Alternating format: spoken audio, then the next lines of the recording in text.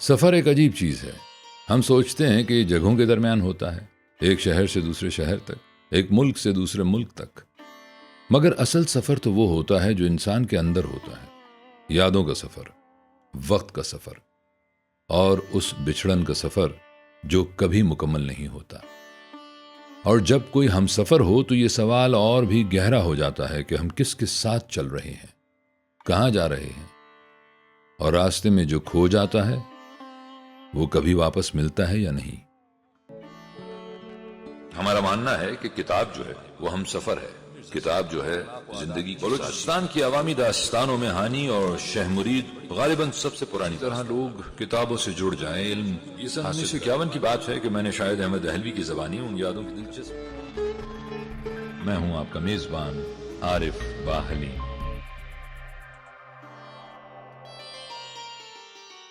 السلام علیکم، نمشکار، ست شری اکال، آداب.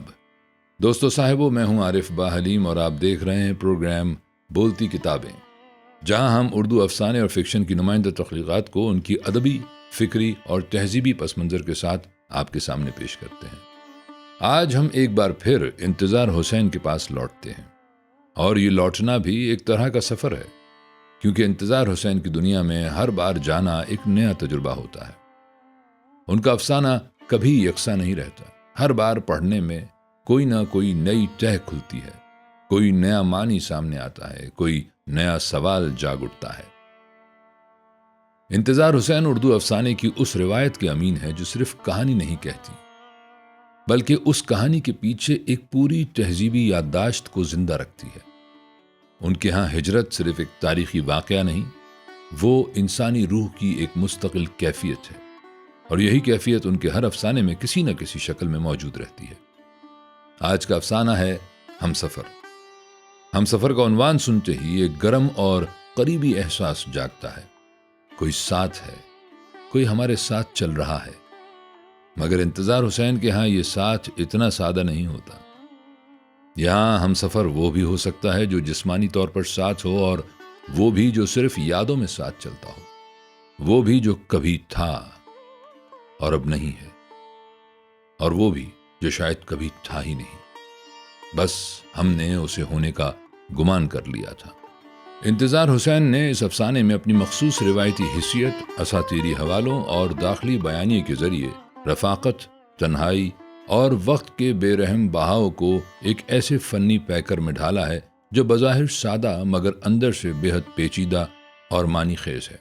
آئیے آج ہم سفر کے اس سفر میں شامل ہوتے ہیں اور دیکھتے ہیں کہ انتظار حسین نے اس افسانے میں کون سی انسانی اور تہذیبی حقیقت کو اپنی فنکارانہ زبان میں محفوظ کیا ہے.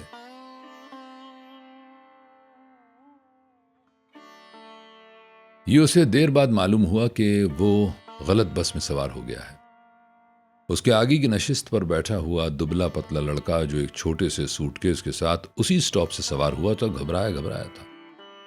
لڑکے نے آگے پیچھے مختلف مسافروں کو گھبرائی نظروں سے دیکھا. یہ ماڈل ٹاؤن جائے گی؟ ہاں، تمہیں کہاں جانا ہے؟ ماڈل ٹاؤن جی بلاک. وہاں جائے گی؟ جائے گی. برابر میں بیٹھے ہوئے کھچڑی سر، سکا صورت، ادھیڑ عمر شخص نے بے اعتنائی سے جواب دیا اور اینک درست کرتے ہوئے پھر اخبار پڑھنے میں مصروف ہو گیا. یہ بس ماڈل ٹاؤن والی ہے؟ اچھا، اس میں کیوں بیٹھ گیا؟ کچھ اجلت میں، کچھ اندھیرے کی وجہ سے اس نے بس کے نمبر پر دھیان ہی نہیں دیا تھا. دور سے دیکھا کہ بس کھڑی ہے، دوڑ لگا دی. بس کے قریب پہنچا تو کنڈکٹر دروازہ بند کر کے سیٹی بجا چکا تھا. اندھا دھند چلتی بس کا دروازہ کھلا اور اچک کر فٹ بورڈ پر لٹک گیا. پھر بڑی جدوجہد سے راستہ پیدا کر کے اندر پہنچا. اگلے سٹاپ پر ایک مسافر اترا تو جھٹ اس کی نشست سنبھال لی، اور اب پتا چلا کہ غلط بس میں سوار ہوئے. خیر، 7 پیسے ہی کی تو بات ہے. اگلے سٹاپ پر اتر جاؤں گا. ویسے اگلے سٹاپ پر اترنے اور پھر وہاں کھڑے ہو کر بس کا انتظار کھینچنے کے خیال سے اسے تھوڑی کوفت ضرور ہوئی. بس کا انتظار کھینچنے کا اسے بہت تلخ تجربہ تھا. جب بھی سٹاپ پر آ کر کھڑا ہوا، یہی ہوا کہ جانے کس کس راستے کی بس آئی اور گزر گئی. نہ آئی تو ایک اس کی بس نہ آئی. عجیب بات یہ ہوتی تھی کہ جب گھر سے شہر آنے کے لیے کھڑا ہوتا تھا تو سامنے والے سٹاپ پر شہر کے گھر کی طرف آنے والی بس تھوڑے تھوڑے وقفے سے آ کر کھڑی ہوتی اور گزر جاتی. پر شہر جانے والی بس دیر تک نہ آتی۔ جب شہر سے گھر آنے کے لیے اسٹاپ پر پہنچا تو گھر کی سمت سے آنے والی بس بار بار سامنے والے اسٹاپ پر آ کر کھڑی ہوتی اور گزر جاتی۔ گھر کی سمت سے آنے والی بسوں کا ایک تانتا بند جاتا۔ ادھر اس کا اسٹاپ ویران رہتا اور بس کا دور دور نشان نظر نہ آتا۔ ہاں، ایسا اکثر ہوا کہ ابھی وہ اسٹاپ سے دور ہے کہ اس کی بس فراٹے کے ساتھ برابر سے گزری، اسٹاپ پر کھڑی ہوئی اور اس کے پہنچتے پہنچتے چل کھڑی ہوئی، اور پھر وہی دیر تک کھڑے رہنا، کھڑے کھڑے بور ہو جانا اور ٹہلنے لگ جانا۔ آج فوراً کے فوراً بس مل گئی تو وہ جی میں بہت خوش ہوا تھا، مگر اب پتا چلا کہ یہ تو غلط بس ہے۔ اگلا اسٹاپ آنے پر وہ ایک کشمکش میں گرفتار ہو گیا کہ اترے یا نہ اترے۔ اسے یہ خیال آ رہا تھا کہ یہ تو سڑک ہی دوسری ہے، یہاں اسے اپنی روٹ والی بس کہاں ملے گی؟ بس یہی ہو سکتا ہے کہ پیدل مارچ کرتا ہوا واپس پچھلے اسٹاپ پر جائے اور وہاں کھڑے ہو کر بس کا انتظار کرے۔ اٹھا، پھر اٹھ کر بیٹھ گیا۔ مگر میں آگے بھی کیوں جا رہا ہوں؟ یہ تو میں اپنے راستے سے اور دور نکل جاؤں گا۔ اس نے پھر اترنے کی ہم آہمی باندھی، مگر اٹھنے کو ہلا تھا کہ بس چل پڑی۔ وہ اٹھتے اٹھتے بیٹھ گیا۔ بس کی رفتار ہلکی سی تیز ہوتی گئی اور وہ اس خیال سے پریشان ہونے لگا کہ وہ اپنے راستے سے دور ہوتا جا رہا ہے۔ یہ غلط بس مجھے کہاں لے جائے گی؟ اسے خالد کا خیال آیا جو ماڈل ٹاؤن میں رہا کرتا تھا۔ اگر وہ ہوتا تو اس وقت کوئی خدشہ ہی نہیں تھا، رات مزے سے اس کے گھر بسر ہوتی۔ خالد، نعیم پتھر، شریف کالیا، اسے بچھڑی ہوئی ٹکڑی یاد آنے لگی۔ خالد سب سے آخر میں گیا۔ نعیم پتھر اور شریف کالیا پر وہ مہینوں خار کھاتا رہا تھا کہ ڈویژن کبھی تھرڈ سے اچھی نہیں آئی اور دونوں وظیفے پر امریکہ میں بیٹھے ہیں۔ یار نہ ملے اسکالرشپ، تھوڑے پیسے مل جائیں تو بس ملک سے نکل جاؤں۔ بہت خراب ہوئے یہاں۔ میں کہتا ہوں کہ کچھ نہ ہوگا، ہوٹلوں میں پلیٹ صاف کر لیا کریں گے، یہاں سے تو نکلیں۔ اور اس کی سمجھ میں نہیں آتا تھا کہ خالد یہاں سے نکل جانے پر کیوں تلا ہوا ہے، مگر اب وہ سوچ رہا تھا کہ خالد نے ٹھیک ہی کیا ہے۔ یہاں تو بس میں سفر کرنا بھی قیامت ہے۔ بس میں رش بے پناہ تھا اور کھڑکی سے قریب تو اتنی سواریاں تھیں کہ لوگ ذرا ذرا سی جگہ کے لیے ایک دوسرے کو دھکیل رہے تھے۔ کھوے سے کھوا چھلتا ہوا، پسینے میں شرابور، لباس سے خمیر کی طرح اٹھتی ہوئی خوشبو۔ سکا صورت شخص نے یکسوئی سے اخبار پڑھنے کی ٹھانی تھی، مگر پھر اخبار بند کر کے اس سے پنکھا جھلنا شروع کر دیا۔ دبلا پتلا لڑکا اسی طرح گھبرایا تھا، ہر اسٹاپ پر پوچھ لیتا، یہ ماڈل ٹاؤن ہے؟ اور نفی میں جواب پا کر تھوڑی دیر کے لیے اطمینان سے بیٹھ جاتا، مگر اگلا اسٹاپ آتے آتے اضطراب پھر بڑھنے لگا۔ اس کے اپنے برابر بیٹھا ہوا میلے کپڑوں والا شخص جو دیر سے اونگ رہا تھا اب بیٹھے بیٹھے سو گیا تھا۔ اسے سوتا دیکھ کر اسے کسی قدر تعجب ہوا کہ اس شور و غل اور دھما چوکڑی میں وہ کس آرام سے سو رہا ہے۔ بس کی رفتار اب تیز ہو گئی تھی، کچھ تیز ہو گئی تھی، کچھ تیز لگی۔ کئی اسٹاپ آئے اور گزر گئے۔ کیا یہاں کوئی سواری لینے کے لیے نہیں تھی؟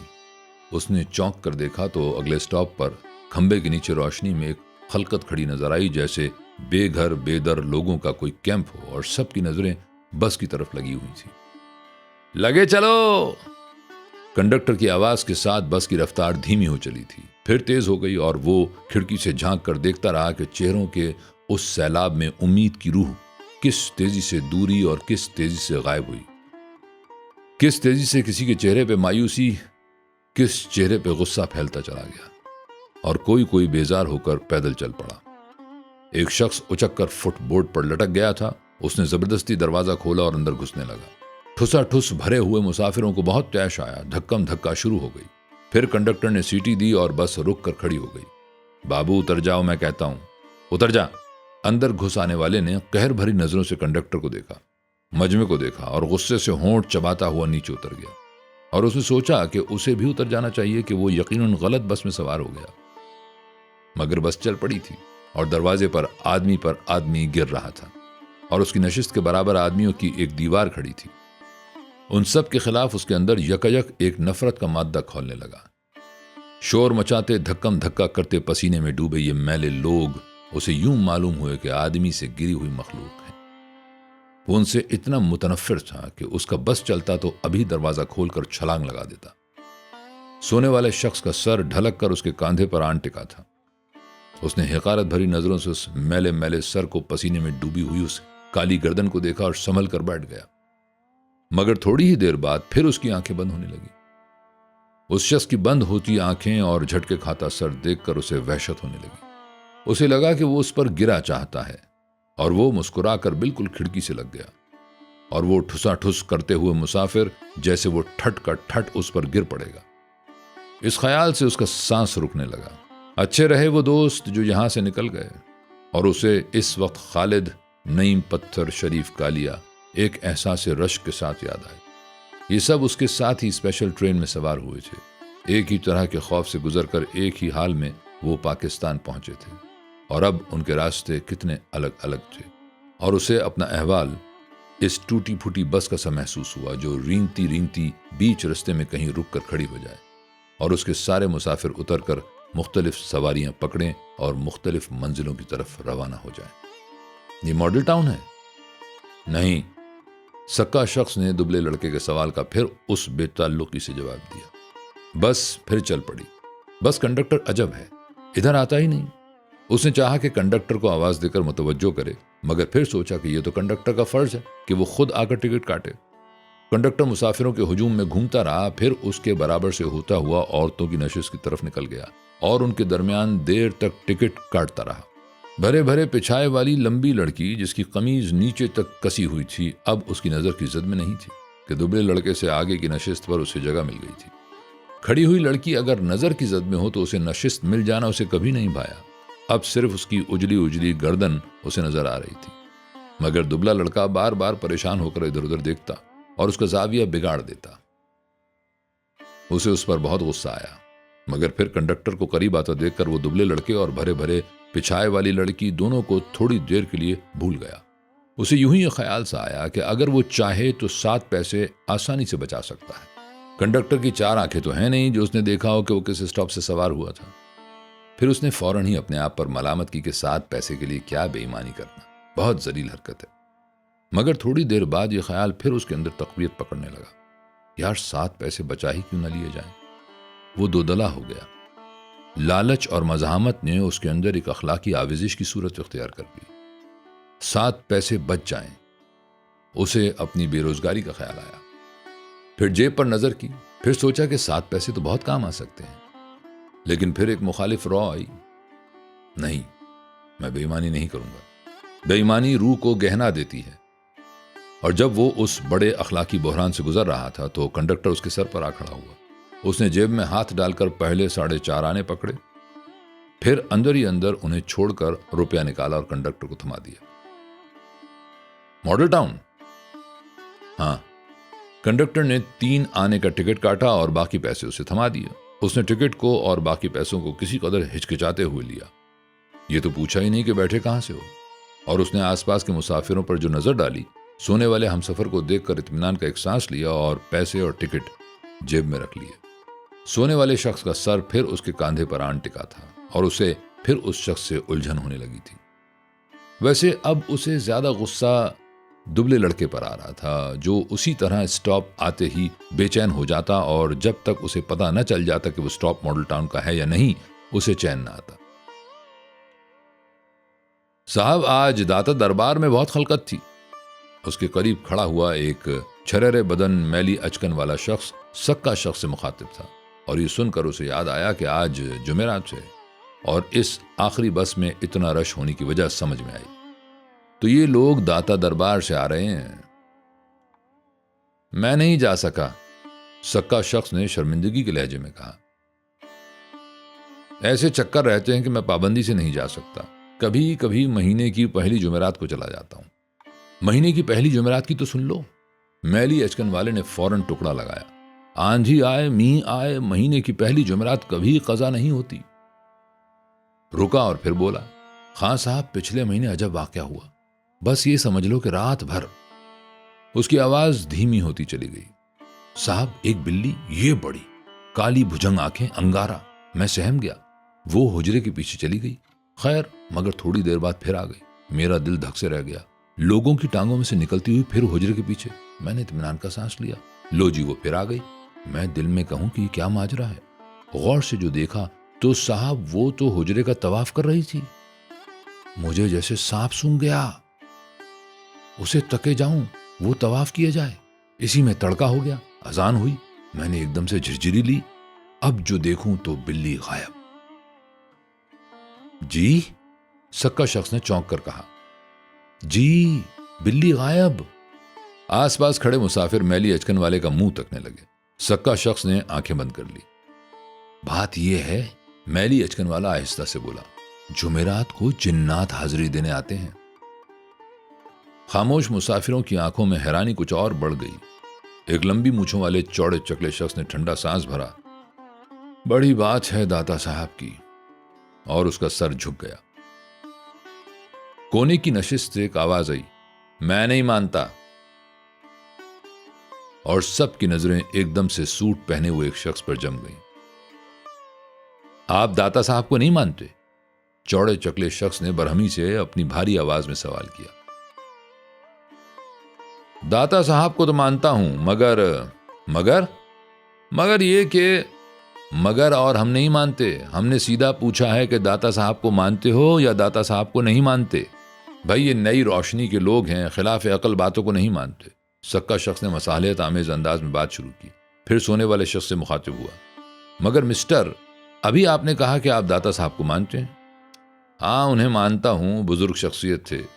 اگر آپ انہیں بزرگ شخصیت مانتے ہیں تو یہ بھی مانیں گے کہ وہ جھوٹ نہیں بول سکتے۔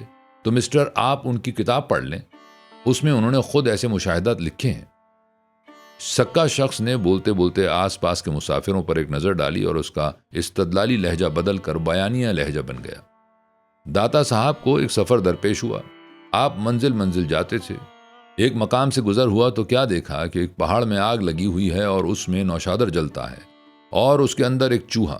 وہ چوہا اس آگ کے پہاڑ کے اندر دوڑتا پھرتا تھا اور زندہ تھا۔ پھر وہ بےتاب ہو کر آگ سے نکل آیا اور نکلتے ہی مر گیا۔ وہ چپ ہو گیا، پھر بولا، اب اس کو کیا کہیں گے؟ عقل تو اسے نہیں مانتی۔ سچ فرمایا داتا صاحب نے۔ ایک داڑھی والے شخص نے ٹھنڈا سانس لیا، پھر اس کی آواز میں رقت پیدا ہوئی۔ سچ فرمایا داتا صاحب نے۔ آدمی بہت حقیر مخلوق ہے، اور یہ دنیا آگ کی لپیٹ میں آیا ہوا پہاڑ۔ بے شک بے شک۔ اس کی آنکھوں سے آنسو جاری ہو گئے۔ کیا اسٹاپ نہیں آئے گا؟ اس نے سارے قصے سے پریشان ہو کر سوچا، پھر فوراً ہی خیال آیا کہ آ بھی گیا تو پھر وہ غلط بس میں سوار ہے۔ اور اس وقت اسے یاد آیا کہ اس نے ماڈل ٹاؤن کا ٹکٹ خریدا ہے، یعنی میں ماڈل ٹاؤن جا رہا ہوں، مگر کیوں؟ بس ایک شور کے ساتھ دوڑی چلی جا رہی تھی۔ اس کے انجر پنجر تیز چلنے سے کچھ اس طرح کھڑبڑا رہے تھے کہ اسے وحشت ہونے لگی۔ اس نے مسافروں پر نظر ڈالی۔ اس نے دیکھا کہ وہ مسافر جو ابھی قدم قدم جگہ کے لیے جھگڑ رہے تھے خاموش ہیں، ان کے چہروں پر ہوائیاں اڑ رہی ہیں۔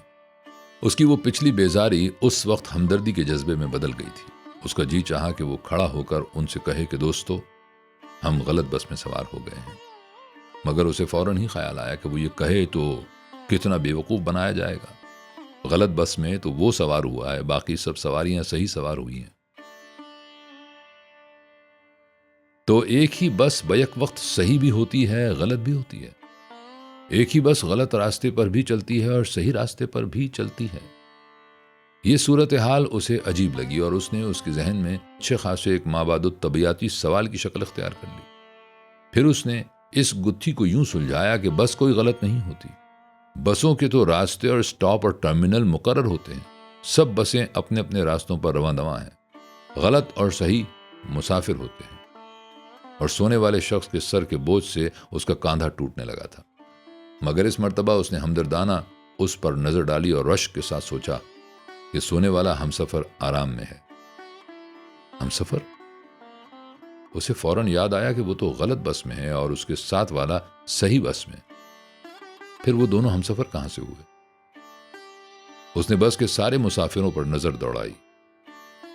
تو میرا کوئی ہمسفر نہیں ہے۔ وہ پھر کھڑکی سے باہر دیکھنے لگا۔ ایک کھمبے کے قریب کچھ اندھیرے میں کچھ اجالے میں ایک خالی بس آگے سے پچھلی ہوئی، آدھی سڑک پر آدھی کچے میں، ایک خالی بے جتا تانگا جس کے بموں کا رخ آسمان کی طرف تھا۔ شاید کوئی حادثہ ہوا ہے۔ پھر اس نے گردن اسی طرح باہر نکالے ہوئے پیچھے کی طرف دیکھا۔ اس کے عقب سے کالا کالا دھواں بے تحاشا نکل رہا تھا۔ اگر بس میں آگ لگ گئی ہو تو؟ مگر آگ تو لگی ہوئی ہے۔ اور اس خیال کے ساتھ اس کی نظر اس کھڑکی پر گئی جس کے اوپر لکھا تھا، صرف ہنگامی حالت میں کھولیے۔ اس نے اندر بس میں ادھر سے ادھر تک نظر دوڑائی اور سہم سا گیا۔ بدرنگ بلبوں کی روشنی میں وہ سارے چہرے زرد ہلدی سے پڑ گئے تھے، ایک سے ایک بھیڑا ہوا لیکن خاموش، جیسے جنگل کے اندھیرے میں گھرے ہوئے مویشی سمٹ کر ایک دوسرے سے منہ بھیڑا کر چپ چاپ کھڑے ہو جاتے ہیں۔ داڑھی والے شخص کی آنکھیں بند تھیں، سکا شخص نشست سے چپکا ہوا ساکت بیٹھا ہوا تھا، چوڑا چکلا شخص ڈنڈے کو مضبوطی سے مٹھی میں تھامے کسی سوچ میں گم تھا۔ میری اچکن والے نے رخ بدل لیا تھا، اب وہ دوسرے لوگوں سے مخاطب تھا، اور سونے والا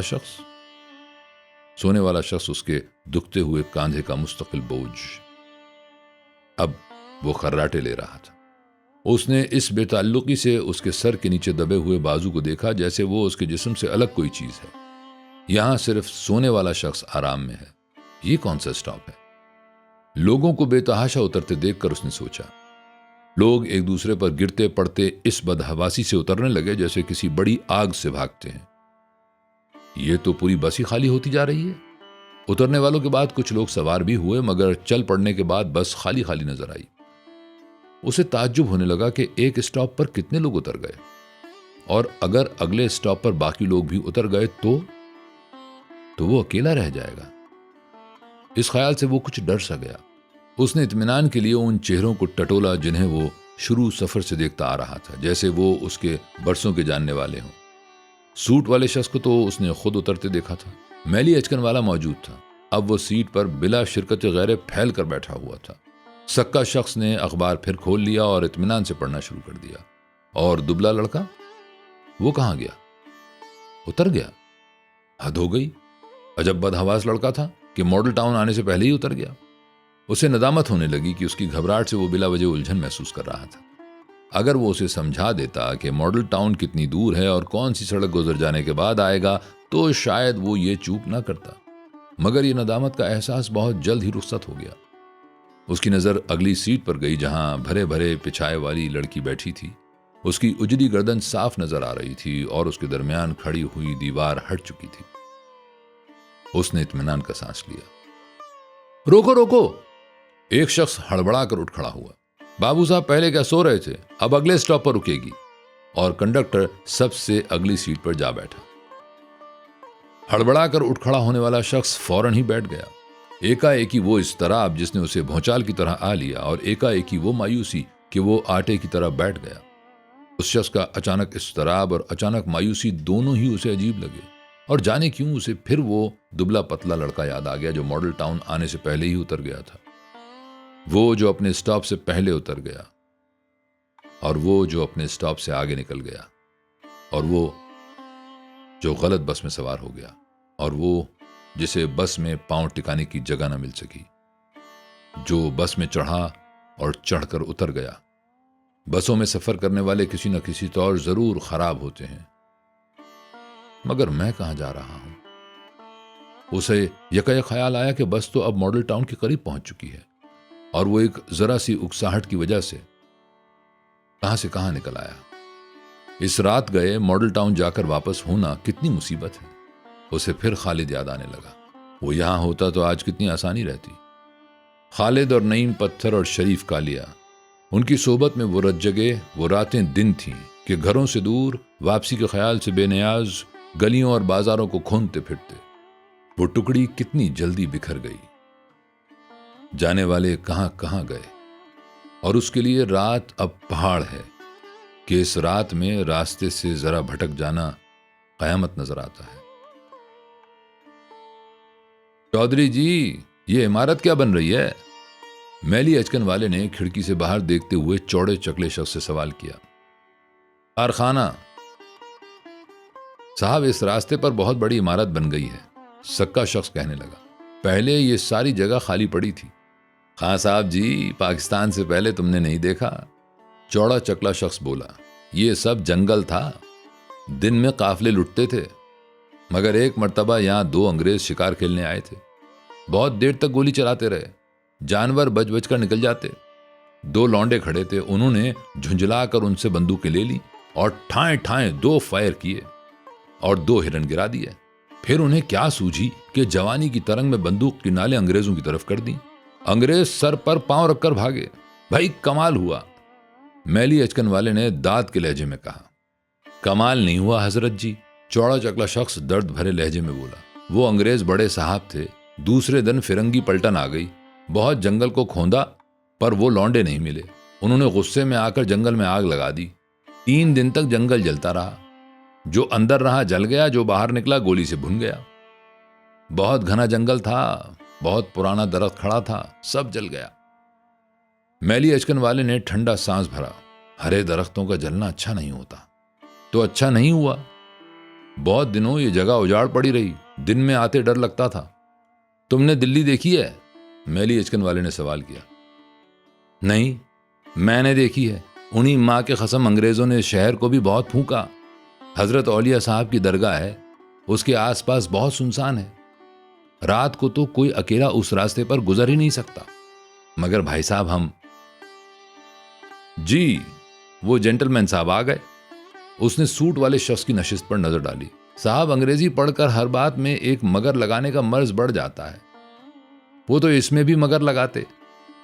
ہاں تو میں کیا کہہ رہا تھا، جمعرات کا روز آدھی رات کا وقت، سڑک سنسان، کیا دیکھوں کہ آگے آگے ایک بکری جا رہی ہے، چت کبری بکری، تھن بھرے ہوئے، دل میں آئی کہ پکڑ کے گھر لے چلو۔ اس نے ہرن کی طرح جی چھلانگ لگائی۔ اب جو دیکھو تو یہ بڑا کتا، بالکل بل ڈاگ، میری جان سن سے نکل گئی۔ پر جی میں نے جی نہیں توڑا، چلتا رہا۔ پھر جو دیکھوں تو کتا غائب، ایک چتکبرا خرگوش، تھوڑی دور تک وہ میرے آگے آگے دوڑتا رہا، پھر ایک دم سے غائب ہو گیا۔ پھر کیا ہوا کہ جیسے کوئی پیچھے آ رہا ہے۔ میں نے کہا استاد اب مارے گئے، مگر میں اسی طرح چلتا رہا۔ پھر میں نے سوچا کہ یار ہوگی سو دیکھی جائے گی، دیکھوں تو صحیح ہے کون۔ میں نے کنکھیوں سے دیکھنا شروع کیا، دیکھتا ہوں کہ وہی پیچھے آ رہی ہے۔ کون؟ حجی صاحب بکری۔ بکری؟ اللہ پاک کی قسم بکری، این وہی چتکبری بکری۔ اے میاں بادشاہ ذرا اسٹاپ پر روکنا۔ سیٹی کی آواز کے ساتھ بس رکی اور میلی اچکن والا لپک کر بس سے اتر گیا۔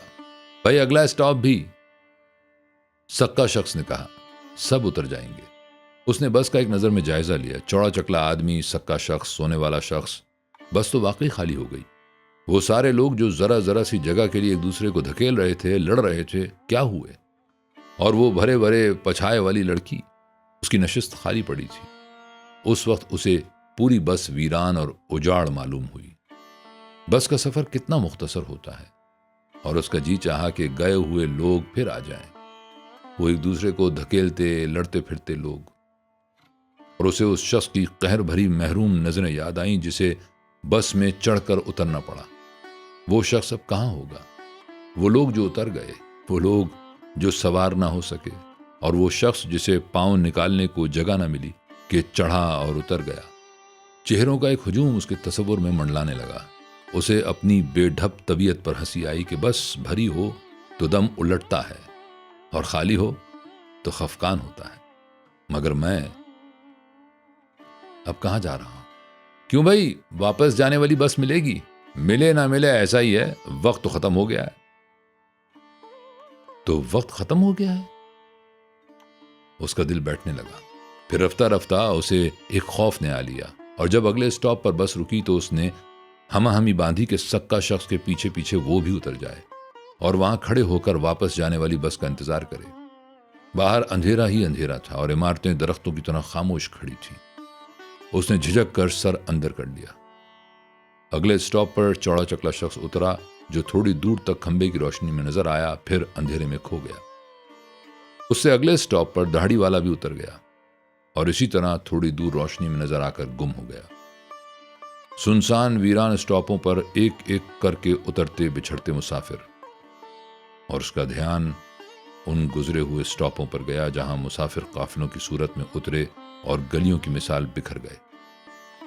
اب بس خالی ہو چکی تھی، اور اسٹاپ پر جہاں تہاں اکیلا مسافر اترتا تھا اور تھوڑی دور تک روشنی میں نظر آ کر بھٹکی ہوئی بھیڑ کی طرح اندھیرے میں کھو جاتا تھا۔ جب اسٹاپ سنسان ہو جائیں اور مسافر کو اکیلا اترنا پڑے اور اس کی چھوڑی ہوئی نشست کوئی نیا مسافر آ کر نہ سنبھال لے، تو وہ بسوں کا اخیر ہوتا ہے۔ اور اس نے خالی بس کو، پھر اپنے دکھتے کاندھے کو دیکھا جس پر سونے والے شخص کا سر ٹکا تھا۔ اس شخص کے بارے میں پہلی مرتبہ اس کے ذہن میں سوال پیدا ہوا کہ یہ شخص کہاں جا رہا ہے۔ پھر اسے شک سا گزرا کہ کہیں وہ بھی غلط بس میں تو سوار نہیں ہو گیا تھا۔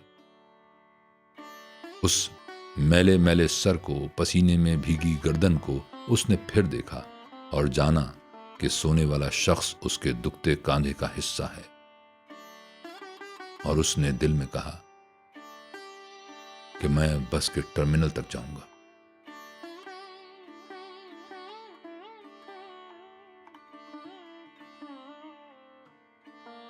ہم سفر پڑھنے یا سننے کے بعد جو پہلا احساس ہوتا ہے وہ یہ ہے کہ اس کہانی میں سفر تو ہے مگر منزل نہیں، اور شاید یہی انتظار حسین کا سب سے بڑا فنی بیان بھی ہے کہ انسانی وجود کا اصل المیہ منزل نہ ملنا نہیں، بلکہ یہ ہے کہ راستے میں جو ساتھ تھے وہ بچھڑتے گئے اور ہم چلتے رہے اکیلے، مگر ان کی یاد کا بوجھ اٹھائے ہوئے۔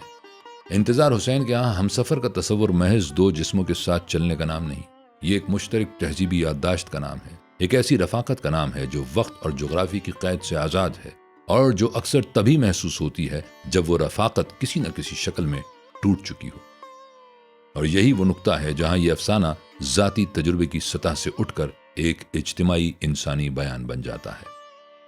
اس افسانے میں انتظار حسین نے زبان کو بھی اپنے موضوع کے تابع کر دیا ہے۔ جملوں کی رفتار، بیانیے کا بہاؤ اور کرداروں کے درمیان خاموشی کے لمحے، یہ سب مل کر ایک ایسی فضا بناتے ہیں جس میں قاری خود بھی ایک ہمسفر کی طرح شامل ہو جاتا ہے، اور کہانی ختم ہونے پر اسے بھی وہی تنہائی محسوس ہوتی ہے جو کہانی کے کرداروں کا مقدر ہے۔